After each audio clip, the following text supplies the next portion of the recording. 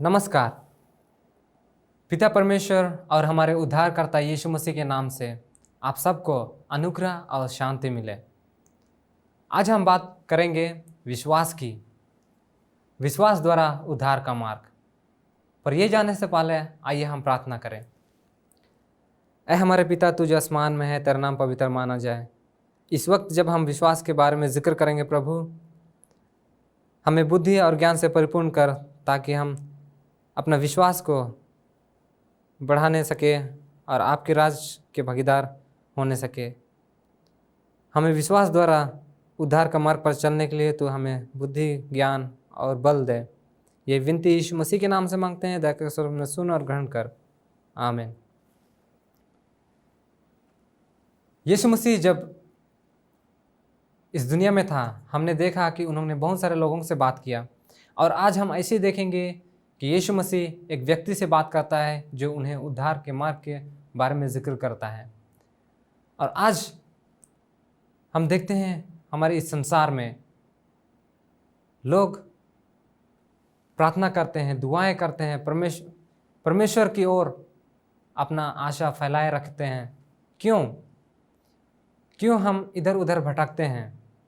परमेश्वर की खोज में, आशा की खोज में, शांति की खोज में क्यों हम इधर उधर भटकते हैं? क्योंकि मनुष्य को एक चीज़ चाहिए, वो है उद्धार।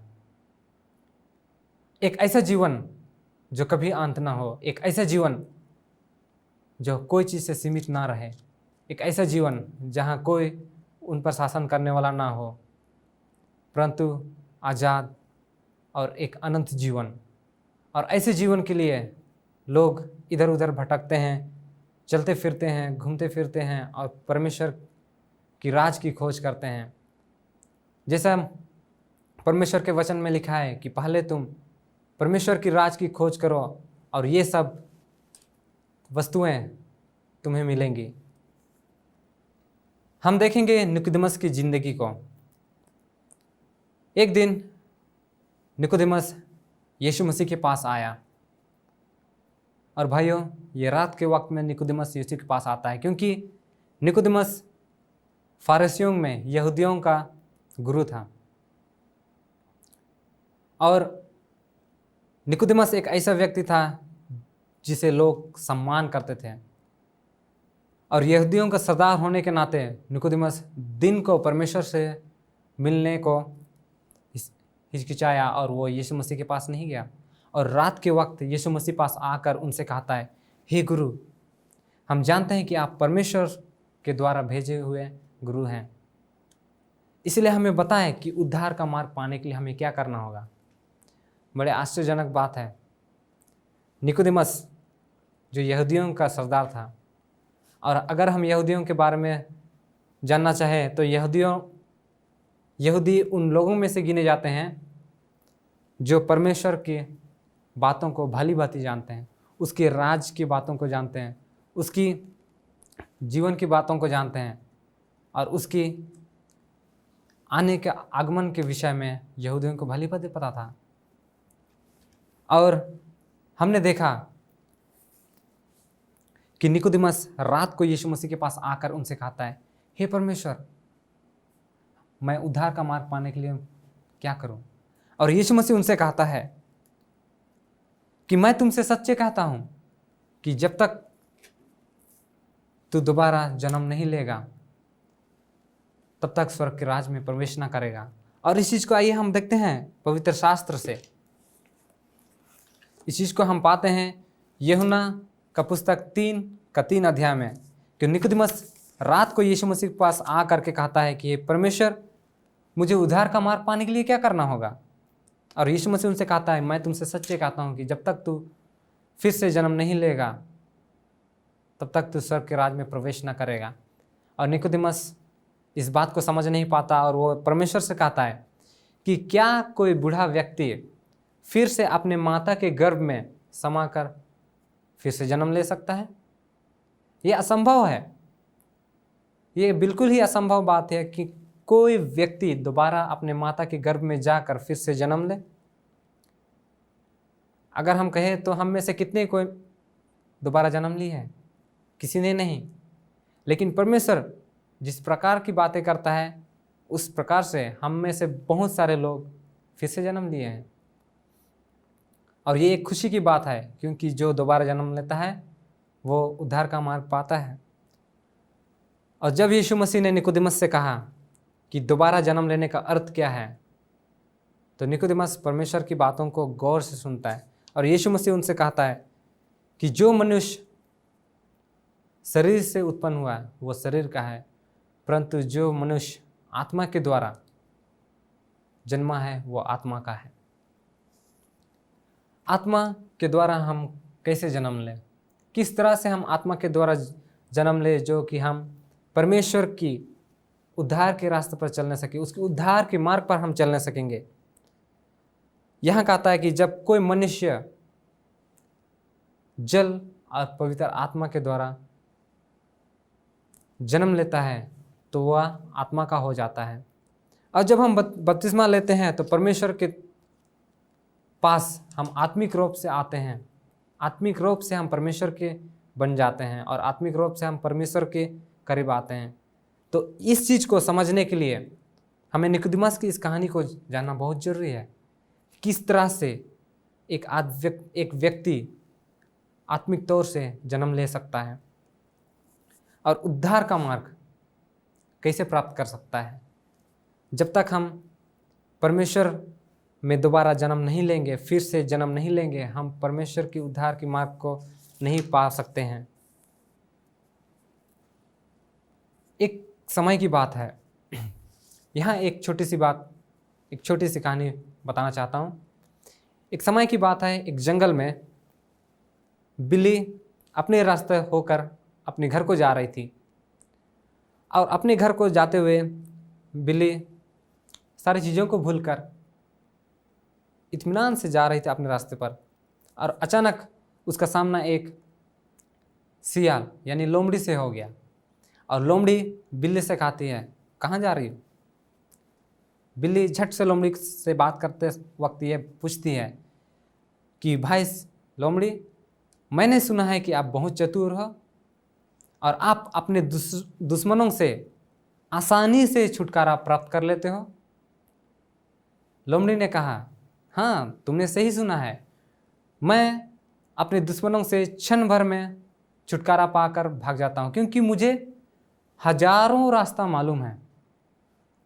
अपने दुश्मनों से बचने का हजारों रास्ता मालूम है। यहाँ हम देखते हैं लोमड़ी जो इस बिल्ली को कहता है कि मुझे हजारों रास्ता मालूम है, और यहाँ बिल्ली कहती है मुझे केवल एक ही रास्ता मालूम, केवल एक रास्ता मुझे मालूम है, और वो है पेड़ पर चढ़ जाना। जब लोमड़ी और सियाल के बीच में यह वार्तालाप हो रही थी, यह बातें हो रही थी, उस वक्त अचानक उन्होंने आवाज़ सुना, और ये आवाज़ था शिकारी कुत्तों का। शिकारी कुत्तों का आवाज़ सुनकर बिल्ली झट से पेड़ पर चढ़ गई, और पेड़ पर चढ़कर वहाँ से वो बिल्ली के लिए, उस लोमड़ी के लिए आवाज़ देती है, भाई लोमड़ी, मैंने सुना है कि आपने बहुत सारे तरकीब अपनाए हैं। आज कोई ऐसा तरकीब अपनाए जिसे देखकर मैं ये सीख सकूं और अगली बार मैं इस तरकीब को अपनाऊं। और वह लोमड़ी सोच में पड़ जाता है कि वह किस तरकीब को अपनाएगा, किस तरकीब को अपनाकर वो इन शिकारी कुत्तों से अपना पीछा छुड़ाएगा। और ऐसा होता है कि जब वो लोमड़ी सोचता ही रहता है, शिकारी कुत्ते आकर उन पर झपट पड़ते हैं। बहुत देर हो जाता है मेरे भाइयों, बहुत समय निकल जाता है, वह शिकारी कुत्तों का शिकार बन जाता है। यहाँ बात है उद्धार का मार्ग का। वो हजारों रास्ते जो लोमड़ी को मालूम था, जो उनको पता था, वो सारी हजारों रास्तों को मिलाकर भी वह अपना प्राण को नहीं बचा पाया। उन्होंने अपना प्राण को गंवाया। और लोमड़ी जो सिर्फ एक रास्ता जानते थे, सिर्फ एक रास्ता कि पेड़ पर चढ़ना, उन्होंने उस रास्ता को अपनाया और अपना जीवन को बचाया। आज हम में भी वही बात आती है, उद्धार का मार्ग। हम सैकड़ों रास्तों को जानते हैं, सैकड़ों चीज़ें करते हैं, बहुत सारे चीज़ों को करते हैं कि परमेश्वर से हम आशीष पाएँ। बहुत सारे चीज़ों को हम करते हैं ताकि हम परमेश्वर से उद्धार पाए। बहुत सारी चीज़ों का हम करते हैं कि परमेश्वर के नज़रों में हम धर्मी ठहराए जाएं। ऐसे बहुत सारी चीज़ों को शायद हम पालन करते हैं जो हमें लगता है कि यह सही है, लेकिन क्या हम एक चीज़ को जानते हैं जो हमें उद्धार के मार्ग में चलाएगा, और वह है विश्वास।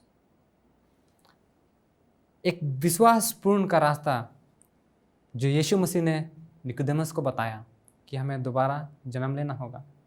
और परमेश्वर कहता है कि मैं ही राह हूँ, मैं ही राह हूँ, और जो कोई स्वर्ग के राज में प्रवेश करना चाहेगा वह मुझ पर होकर प्रवेश करेगा, परंतु जो मेरे पीछे ना आएगा वह स्वर्ग के राज पर प्रवेश ना करेगा। और यीशु मसीह के राह पर चलने के लिए हमें उस पर विश्वास करना होगा, क्योंकि जब तक हम यीशु मसीह पर विश्वास नहीं करते हम उसके राह पर नहीं चल सकते हैं। जब तक हम यीशु मसीह पर विश्वास नहीं करते हम उद्धार का मार्ग पर चल नहीं सकते। जब तक हम यीशु मसीह पर विश्वास नहीं करेंगे हम उस राह को जान नहीं सकते हैं कि किस प्रकार से हम उद्धार पाएंगे। जिस प्रकार इस लोमड़ी ने अपना प्राण को गंवाया, क्यों? क्योंकि वो सैकड़ों रास्तों पर खो गया था, अपने विचारों में खो गया था, वो सोच में पड़ गया था कि मैं क्या करूं जिससे कि मेरा प्राण बचे। और उसका सोचना काफ़ी देर हो गया था, और इतनी देर तक में वह शिकारी कुत्तों का हावी हो चुका था, शिकार बन चुका था।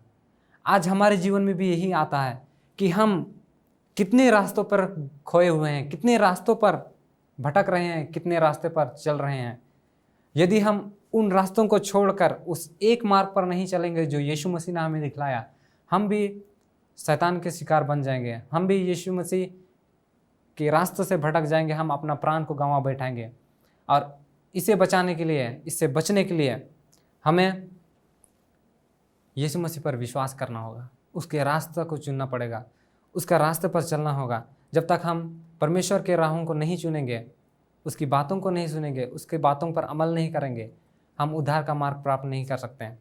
हम जानते हैं हमें झूठ नहीं बोलना है, लेकिन क्या हम झूठ नहीं बोलते? आज भी हम झूठ बोलते हैं। हम जानते हैं कि हमें चोरी नहीं करना चाहिए, परंतु हम चोरी करते हैं। हम जानते हैं कि हमें अपने माता पिताओं का आदर करना चाहिए, अपने से बड़ों का सम्मान करना चाहिए, लेकिन क्या हम अपने से बड़ों का सम्मान करते हैं? आज की दुनिया में देखा जाए, हम छात्राएं लोगों को सम्मान करने में बहुत कमियां पाई जाती है। अगर हम रास्ते पे चलते हैं, कोई व्यक्ति गिर जाता है तो उनको हम उठाए बिना पार हो जाते हैं। यदि कोई बुजुर्ग रास्ता पार करना चाहता है तो हम उसे रास्ता पार भी नहीं करा सकते हैं, क्योंकि हम अपने कामों में व्यस्त हैं। हम व्यस्त हैं अपनी ज़िंदगी को बनाने में, हम व्यस्त हैं अपने कामों के लिए, हम व्यस्त हैं अपने पढ़ाई के लिए, हम व्यस्त हैं अपने लिए बहुत सारे चीज़ों को इकट्ठा करने में। लेकिन क्या हम मसीह के कामों में व्यस्त हैं आज? क्या हम अपने आप को उद्धार के मार्ग पे चलने के लिए व्यस्त कर रहे हैं? क्या हम अपने आप को आज उद्धार के रास्ते पर चलने के लिए व्यस्त करने के लिए कोशिश कर रहे हैं? अगर हम परमेश्वर की बातों में अगर आज हम व्यस्त नहीं हैं तो हम उद्धार का मार्ग से काफ़ी दूर हैं। हम अपनी राहों पर खोए हुए हैं, हम अपनी ज़िंदगी में खोए हुए हैं। हम उद्धार का मार्ग को प्राप्त नहीं कर सकते हैं, क्योंकि उद्धार का मार्ग को प्राप्त करने के लिए हमें फिर से जन्म लेना होगा। और यदि हम जन्म नहीं लेते हैं तो हम परमेश्वर के राज में प्रवेश नहीं करेंगे, क्योंकि परमेश्वर कहता है मैं ही ज्योति हूँ। और परमेश्वर की ज्योति में अगर हम चल नहीं सकेंगे तो हम मार्ग को नहीं देख सकेंगे, अंधकार में हम चल नहीं सकेंगे, क्योंकि हम ज्योति के संतान हैं और हमें ज्योति में चलना होगा। यदि हम ज्योति में नहीं चलेंगे तो हम उद्धार के मार्ग को प्राप्त नहीं करेंगे। और ज्योति में चलना आसान नहीं है प्यारों। रात में हम चल सकते हैं, गिरेंगे जरूर, लेकिन अगर हम ज्योति में चलना चाहें तो हमें अच्छाई को पकड़ कर रखना पड़ेगा, हमें ज्योति को पकड़ कर रखना पड़ेगा। लेकिन आज हम ज्योति को छोड़कर अपने राहों पर चलना चाहते हैं और इसीलिए हम चल नहीं पा रहे हैं, और इसीलिए आज हमारा विश्वास कम है, और इसीलिए आज हमारा विश्वास परमेश्वर को ये लगता है कि हम में वो विश्वास नहीं जो विश्वास होना चाहिए। उद्धार का मार्ग प्राप्त करने के लिए हमें परमेश्वर के लिए अच्छाइयों को करना पड़ेगा, और जब तक हम अच्छाई अपने दिल से नहीं निकालेंगे तब तक अच्छाई प्रकट नहीं होगा। क्योंकि कहता है जो तुम्हारे मन में है वो तुम्हारे जुबां पर, और जो तुम्हारे जुबा पर है वही हमें बतलाता है कि वो अच्छा है या बुरा है। अगर हम अच्छी बातें नहीं करते हैं तो हम उद्धार के मार्ग पर नहीं हैं। अगर है हमें लगता है कि हम अच्छे कामों को नहीं करते हैं तो हम उद्धार के मार्ग पर नहीं हैं। अगर हमें लगता है कि हम किसी को सहायता नहीं कर रहे हैं तो हम उद्धार के मार्ग पर नहीं हैं। उद्धार के मार्ग पर चलने के लिए हमें दोबारा जन्म लेना पड़ेगा, और दोबारा जन्म लेने के लिए हमें पवित्र आत्मा और जल से जन्म लेना पड़ेगा, और तभी हम उद्धार का मार्ग को प्राप्त कर सकते हैं। परमेश्वर कहता है, मैं ही राह हूँ, जो कोई मुझ पर होकर चलेगा वह अनंत राज पाएगा। हमें स्वर्ग के राज में प्रवेश करने के लिए परमेश्वर का मार्ग को अपनाना होगा। और परमेश्वर यह भी कहता है, जो कोई मेरे पीछे होना चाहेगा वह अपने आप को त्याग कर मेरे पीछे होगा, तब वह स्वर्ग राज का भागीदार होगा। हमें अपने आप को त्यागना होगा, हमें अपने आप को छोड़ना होगा, तब हम उद्धार के रास्ते पर चल सकेंगे। यदि हम अपने आप को नहीं छोड़ते हैं तो हम उद्धार के मार्ग पर नहीं पहुंच सकते हैं। जब तक हमें अपनी चीज़ों से लगाव रहेगा तब तक हम परमेश्वर की चीज़ों में अपना मन नहीं लगा सकते हैं। जब तक हम अपने आप से, अपने कामों से अपने आप को दूर नहीं करते हैं तब तक हम परमेश्वर की चीज़ों में अपना मन नहीं लगा सकते हैं। क्योंकि परमेश्वर के कामों में मन लगाने के लिए हमें परमेश्वर के वचनों पर अध्ययन करना पड़ेगा, और जब तक हम अध्ययन नहीं करेंगे हम नहीं जान पाएंगे कि परमेश्वर हमसे क्या चाहता है।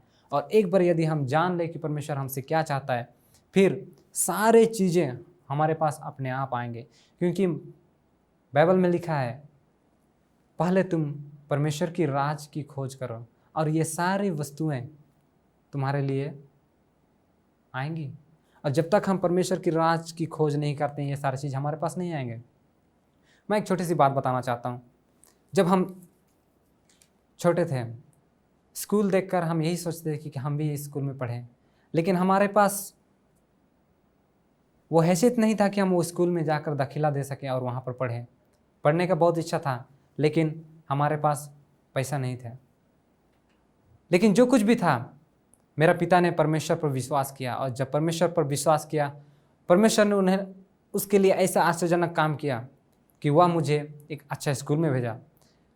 हमारे पूरे गांव में जैसा मैं पढ़ा वैसा स्कूल में एक भी व्यक्ति, एक भी बच्चा पढ़ नहीं पाया, लेकिन परमेश्वर ने मुझे आशीष से परिपूर्ण किया कि मैं परमेश्वर की बताए हुए मार्ग पर होकर एक अच्छा स्कूल में पढ़ा, और आज परमेश्वर मुझे इस मुकाम पर ले पहुंचाया।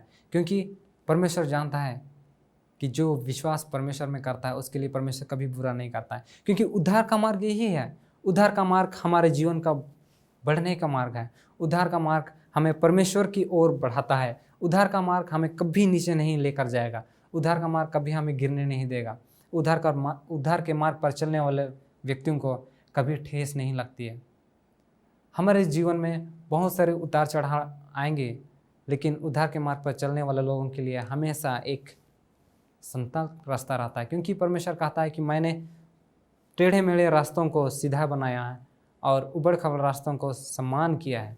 और परमेश्वर हमें एक सम्मान रास्ता पर चलाना चाहता है, और हमें ऐसे राहों पर चलाएगा जहां हमें ठेस ना पहुंचेगी।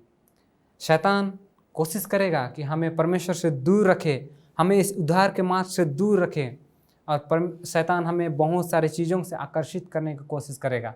लेकिन ध्यान रहे, यदि आप दोबारा जन्म लिए हैं तो इन चीज़ों से आप दूर हो सकते हैं। यदि आप परमेश्वर पर विश्वास करें तो उद्धार का मार्ग को आप प्राप्त कर सकते हैं। यदि आप परमेश्वर के नाम पर विश्वास करते हैं तो आप उद्धार का मार्ग को प्राप्त कर सकते हैं। भाई और बहनों, हमें लगता है कि इस पृथ्वी में हम रह कर उद्धार के मार्ग पर नहीं चल सकते, लेकिन परमेश्वर कहता है, घबराओ मत, क्योंकि मैंने इस पृथ्वी को जीत लिया, इस संसार को जीत लिया है। परमेश्वर जब हमारे लिए संसार को जीता है, इसका मतलब ये है कि वो हमें भी जीत दिलाएगा।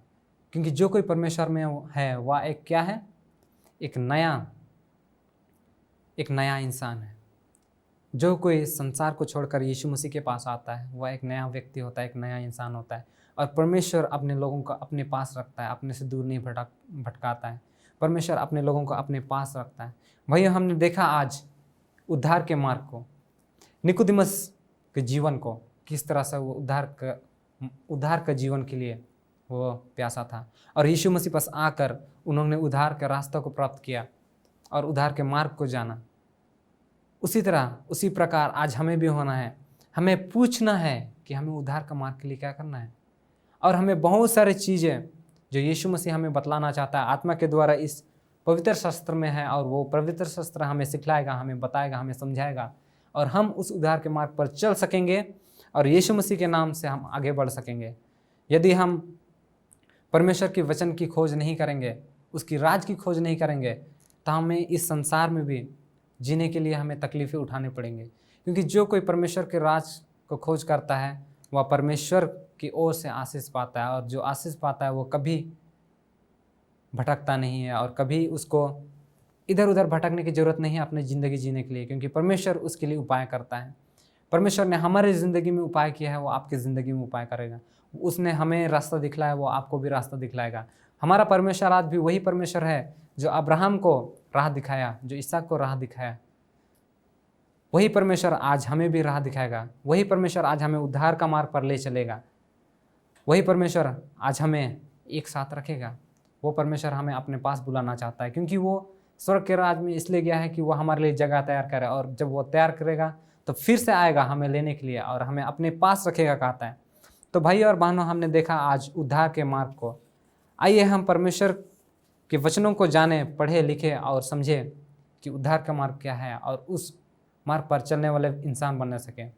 फिर से मैं कहता हूँ, परमेश्वर के राज में चलने के लिए हमें विश्वास करना है। यदि हम विश्वास करें तो हम उस मार्ग पर चल सकते हैं। वो परमेश्वर आज हमसे क्या कहता है, आइए हम रोमियो की किताब उसका 10 में हम लोग देखेंगे। यहाँ परमेश्वर हमसे क्या कहता है कि यदि तू अपने मुख से यीशु प्रभु को जानकर अंकरी करे और अपने मन से उसे विश्वास करे तो परमेश्वर मृतकों से जी उठाए तो वो जीवित करेगा और तू उद्धार पाएगा। और आगे हम देखते हैं उसका 11 में, क्योंकि जो कोई प्रभु का नाम लेगा वो उद्धार पाएगा।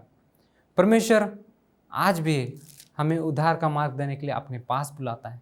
जो कोई परमेश्वर का नाम लेगा वो उद्धार पाएगा। जो कोई परमेश्वर यीशु मसीह पर विश्वास करेगा वो उद्धार पाएगा। क्योंकि यहाँ कहता है, जो कोई यीशु मसीह के नाम से, परमेश्वर के नाम से, अगर वो परमेश्वर के नाम से लोगों को बताता है तो कहता है कि उसका परिणाम उद्धार होगा। जो परमेश्वर पर विश्वास करता है कि परमेश्वर मृतकों में से जी उठा है, उसका परिणाम उद्धार होगा। तो उद्धार का मार्ग में चलने के लिए हमें अपने आप में यह व्यतीत करना है कि परमेश्वर पर विश्वास करना है। यदि हम विश्वास नहीं करें तो हमें उद्धार का मार्ग नहीं प्राप्त होगा। हम जानते हैं कि यह इस मार्ग पर चलने के लिए हमें बहुत सारे कठिनाइयों को झेलना पड़ेगा, बहुत सारे मुसीबतों को झेलना पड़ेगा।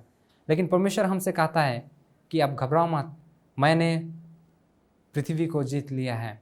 और जो परमेश्वर इस संसार को जीत लिया है, जो परमेश्वर इस संसार को रचा है, वह परमेश्वर हमें कभी गिरने नहीं देगा। क्योंकि मनुष्य को उसने रचा था और उन्हें वो प्यार करता है। और ये कहता है कि परमेश्वर ने जगत से ऐसा प्रेम किया ताकि उसने अपना एक लौता पुत्र को दे दिया, ताकि जो कोई उस पर विश्वास करे वह नाश ना हो परंतु आनंद जीवन पाए। आज हमें आनंद जीवन पाने के लिए परमेश्वर पर विश्वास करना है। आइए हम विश्वासपूर्ण उद्धार के मार्ग पर चलें। याद रखें, उद्धार के मार्ग पर चलने के लिए हमें दोबारा जन्म लेना होगा, और आत्मा और जल से यदि हम जन्म लेते हैं तो हम परमेश्वर के राज पर प्रवेश करने वाले मनुष्यों में से गिने जाएंगे। आइए हम प्रार्थना करें। ऐ हमारे पिता, तू जो आसमान में है, प्रभु हम धन्यवाद हैं कि आपने हमें उद्धार का मार्ग दिखाया। आपने हमें यह समझाया अपने वचनों के द्वारा कि जो कोई उन पर विश्वास करे वो आनंद जीवन पाएगा, और जो कोई जल और आत्मा से जन्म ले वह आत्मा का है। परमेश्वर, हमें तो अगुवाई कर ताकि हम शरीर से केवल नहीं बल्कि आत्मिक रूप से भी हम जन्म ले सकें, और आत्मिक तौर से भी हम जन्म लेकर तेरे राज में प्रवेश करने सकें। ये छोटी विनती यीशु मसीह के नाम से मांगते हैं, आमीन।